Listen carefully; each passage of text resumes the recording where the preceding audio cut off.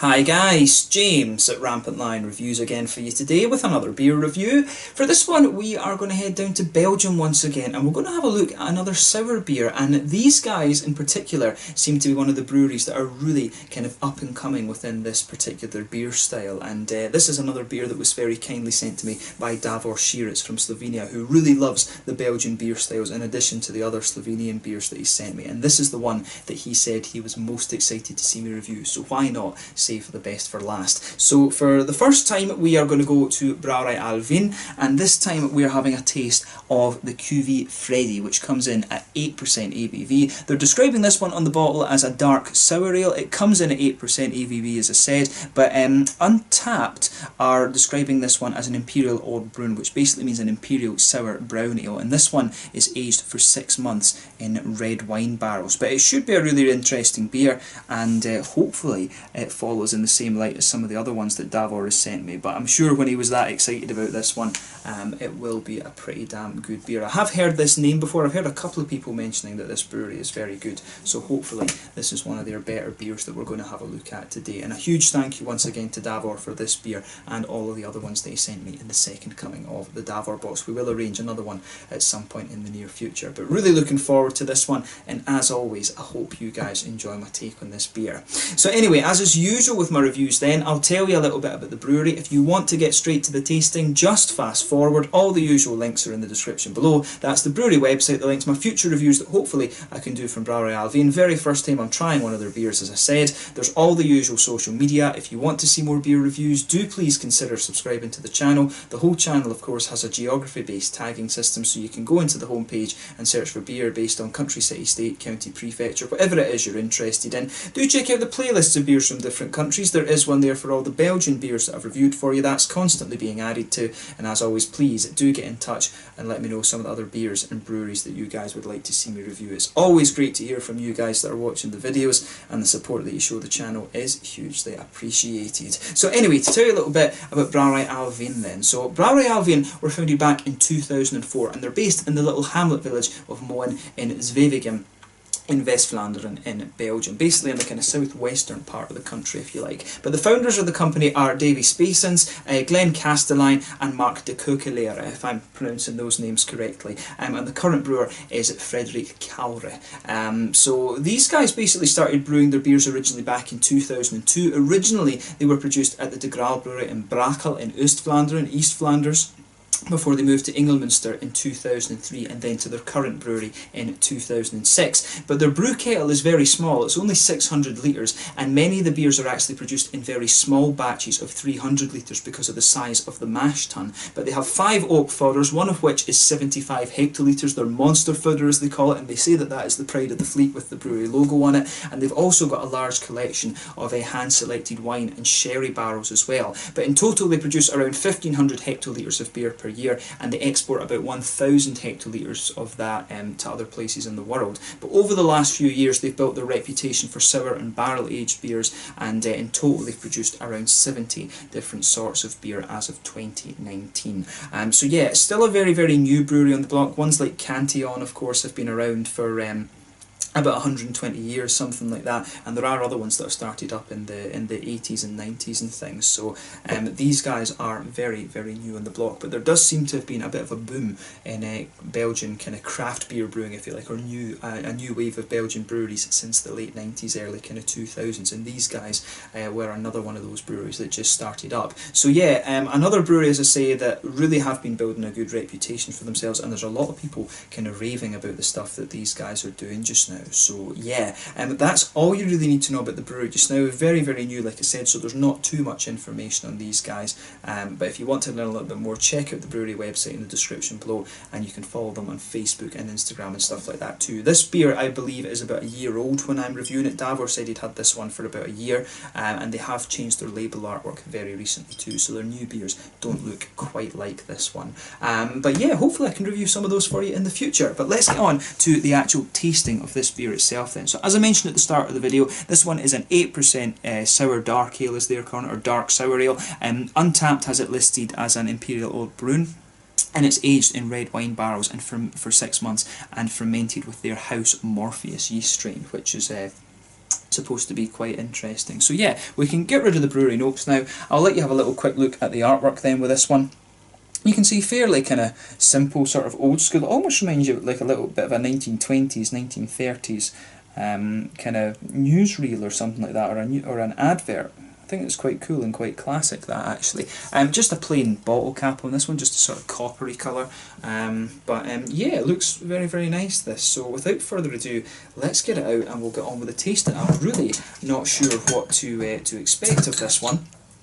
So the only thing you can really do in that case is taste it. But yeah. Oh, this one looks like it's going to be a very nice, kind of dark mahogany colour. Look at that. Oh, it's getting a nice head on it as well. So yeah, as you can see with this one, oh, and this beer does smell distinctively kind of really nice and dark actually. You get a nice waft of just a sour. You get a real waft of that kind of red wine barrel aging thing out of this as soon as you open up. So if I hold this beer up to the light, I'm not sure how well you're going to see that on the camera, but it actually is a very, very nice dark sort of ruby colour. It's almost like a kind of it's got a bit of a mahogany kind of chestnutty tint to it, but it is a very, very dark kind of ruby colour. So about a quarter or a third finger of a frothy, I would say, sort of fawn coloured head to this one, but it does have a little bit of a beigey quality also. One or two big bubbles sticking towards the side of the glass and a few little ones just heading up towards the bottom of that head there, but you know, overall it does actually look pretty nice. And you know, when it's going to be a dark sour ale, it isn't too far away from a Flanders red. And you know, as I said before in some of my videos, that's a style that I've been getting really, really into recently, and that was the reason that Davor sent me a number of these kind of Belgian sour ales that he had in his cellar. But yeah, it looks very, very nice. You know, kind of what I would expect if I was looking at an Imperial Old Bruin, and I think this is actually my first taste of an Imperial Old Bruin, if I'm remembering correctly. So yeah, I wouldn't be surprised if it did turn out to be this sort of nice dark chestnutty mahogany, but ruby colour if you like. But if you hold the beer up to the light, as I said, it is quite clear. It does have a degree of haze to it, but yeah, nothing particularly or overly surprising about this beer when you consider the style category that it actually is. So let's take a closer look at the aroma then and just see how we get on. Yeah, I mean, straight away with this one, the red wine barrel aging is the thing that becomes really obvious out of it straight away. You do get those kind of it's almost a little bit kind of musky. The aromas that you're getting out of this, you can really pick up the red wine barrel aging on this. It's very distinctive actually. You can smell the real kind of sharp tartness there from the red wine, from the sort of purpley red grapes, if you like. So you really can pick up that out of this beer.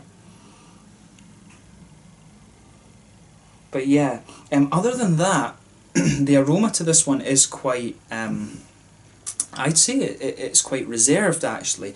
You can pick up a little bit of a kind of oaky woodiness to it.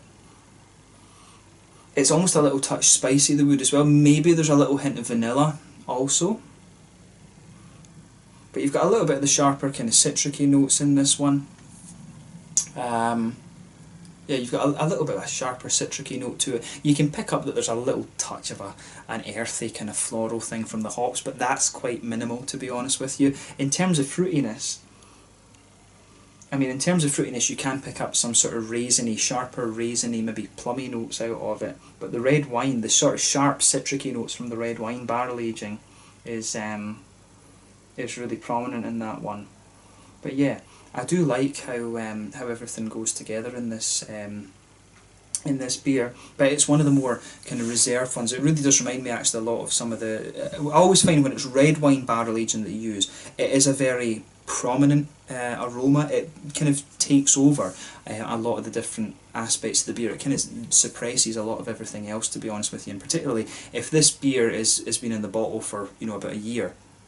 then that will become a bit more pronounced, and everything else will kind of drop back. But in fairness, if this is going to be somewhat akin to a Flanders Red, sometimes these sour beers, it is the sour aspect of it that takes over the aroma, and you get a lot more complexity out of it in the flavour. But as I always say, take a little bit of time and just enjoy the aroma of the beer before you get stuck in. That's always half the experience when it comes to craft beers and whiskies and sakes and stuff like this. So just take a little bit of time and enjoy that then. But let's have a taste of this one then and just see how we get on. So this one is the Cuvee Freddy, an 8% old brewing from Brouwerij Alvinne in Moen in Zwevegem, if I'm pronouncing that correctly, in West Flanders in Belgium. Thank you again to Davor for this one and for the other beers he sent me in the second coming of the Davor box. Let's get stuck in. Slàinte, skål.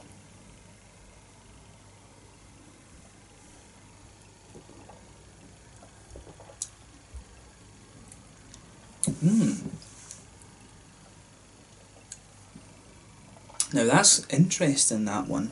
I like how that goes together actually. This one, it really is quite, where do you start with this actually? The middle of the palate is really interesting, this one, because it really does fade away and become kind of woody and dry, if you like. It's very interesting just how this flavour goes together.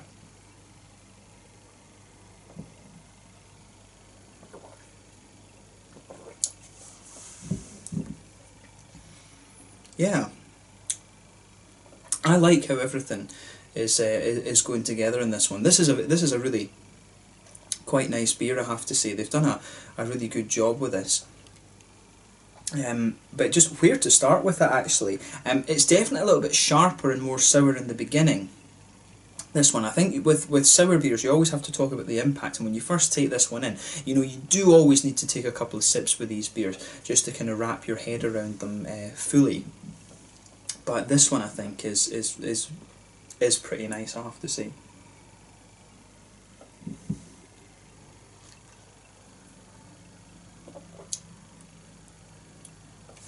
Yeah. So let's just focus on this a little bit then. So when you take this beer in, you get the sharp citricy qualities just around the front curve of the palate there, and you can really feel that there is a little bit of a boozy warmth to this one. I'm getting a little bit of booziness out of this beer too. When you try this beer at the start, you really have got that kind of red winey, grapey sharpness in there at the beginning, and it's just behind the front curve of your tongue. It just comes in and just kind of really pushes at that front bit of your tongue. But when this beer smooths out a little bit, it becomes a little bit more kind of, it's got an element of leatheriness to it, and some of the woody qualities are very interesting there. It's almost got a little, it's even got a little bit of a kind of ashy quality to it almost, which is interesting. There's something in my mind that wants me to say there's just a little bit of a kind of charred quality to the malt base in this beer as well.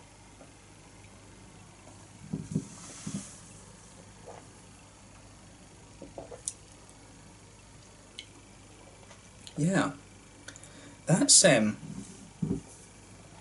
is pretty nice actually. This is one of these beers I think where it starts off and it is a little bit puckering, and maybe just the level of sourness in this one is a little bit higher because of the red wine barrel age. And it would be really interesting actually to try the base beer, if you like, without the aging and just make the comparison, because I always find the red wine barrel aging it can be really sharp with some of these particular beers actually.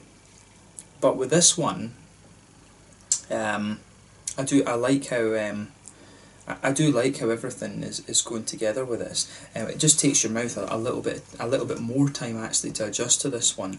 But yeah, the middle of your palate, you can feel the woody qualities. They blanket the middle of your tongue. The wood in this one is a little bit more spicy, and it doesn't seem to be kind of lightening up, if that makes sense. When it dries out, you can feel that there is almost a little element of a slightly charred quality to the woody side of this beer as well. I'm not getting so much of there's a little tiny touch of vanilla. If you come further forward on the palate, you can pick out a little tiny touch of vanilla to this one, but I mean overall there's not too much in the way of kind of, how do you say, there's not too much in the way of a vanilla kind of sweetness, if you like, to this beer.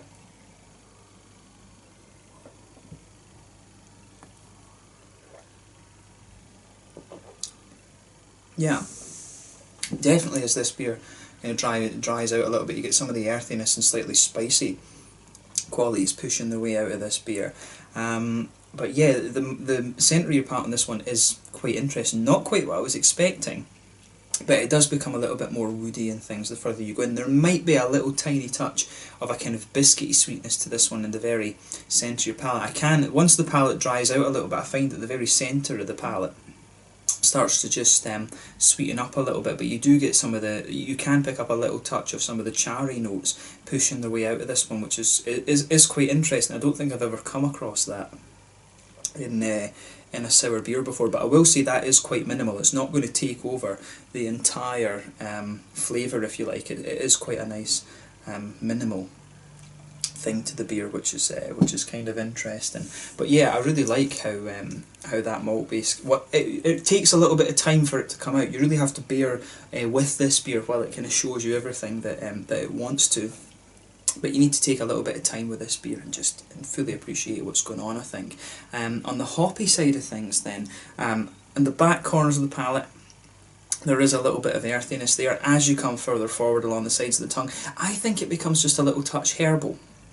And then as you come towards the front corners, that herbal quality just stays there. You get a little bit of a floral aromaticity on the front corners of the palate, then round the front curve of the tongue, it's just a little bit lighter and more grassy. And of course, behind the front curve of the palate, that's where you're getting some of these sharp, citricy, fruity notes out of the beer, but also some of the fruitiness from the hops as well, and the barrel aging is kind of sitting in there as well.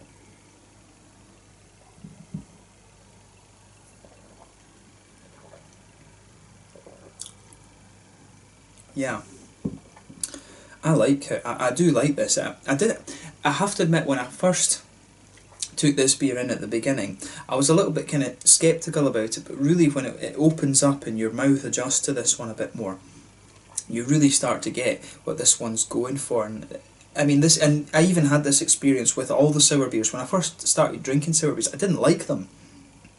Really did just not like them, but then the more and more you drink of them, you start to get used to it, and you start to pick out all the different subtleties and things. And as I say, it's a style that I've really begun to enjoy this, and this is definitely one of the more complex ones that I've come across, so I can see why Davor wanted me to just have a look at this one. The fruity side of this beer is interesting. There is almost a cakey element to this one. It does have the impression of being a little bit of a kind of brandy cake or something like that. If you go behind the front curve of your palate there, it's almost just like an alcoholic cake quality. There's a little bit of a raisiny sharpness in there.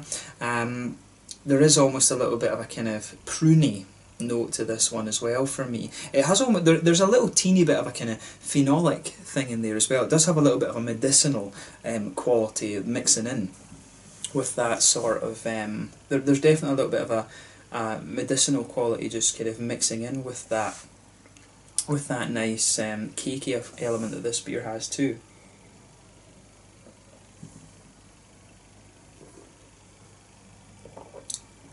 Yeah, I really like how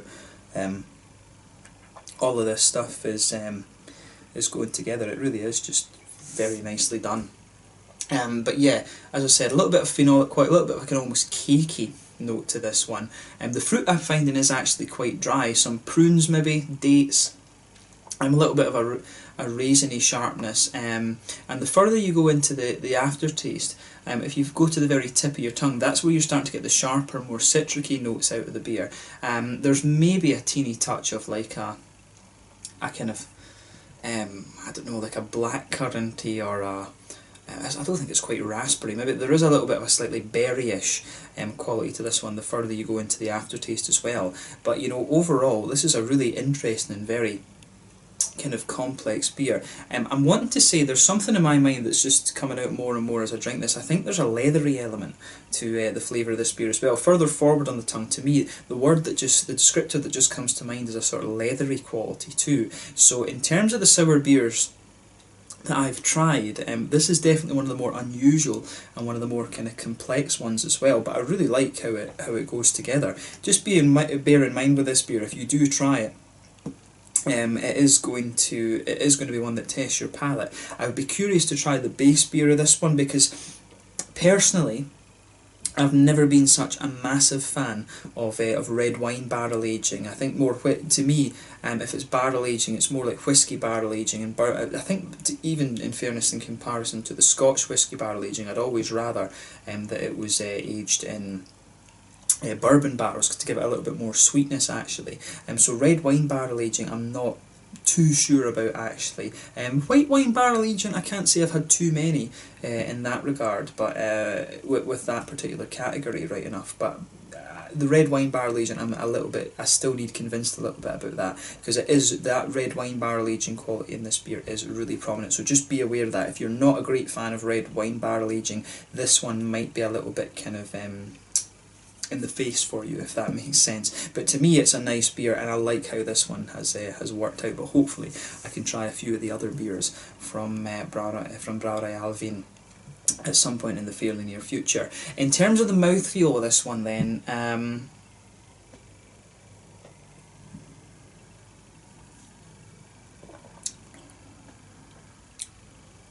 Yeah, in terms of the mouthfeel of this beer, I'd say it's kind of mid-bodied.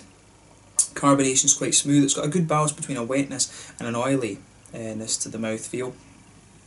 I don't think there's much of a hoppy presence to this beer. I think you're talking about 20, maybe 30 20 IBUs at most with this, if there is any hoppy presence at all. It's got a good little bit of sharpness and tartness in the impact, a little bit of sweetness in the malt base as well, but some nice juicy fruity qualities also. It's a really interesting beer, this one, and I do find that it starts to mellow out a little bit and sweeten up the further you go into the aftertaste with this one, and the more that you drink of it. So maybe this is one you just need to make sure that you serve it at the right temperature as well. It really has mellowed out over the course of making this video for you. But yeah, a really nice beer, this one, and I'm glad that I was able to review it, and really cool to review this one as my final one from the second coming of the Davor box, and hopefully it's not the last time I drink a beer from Brouwerij Alvinne.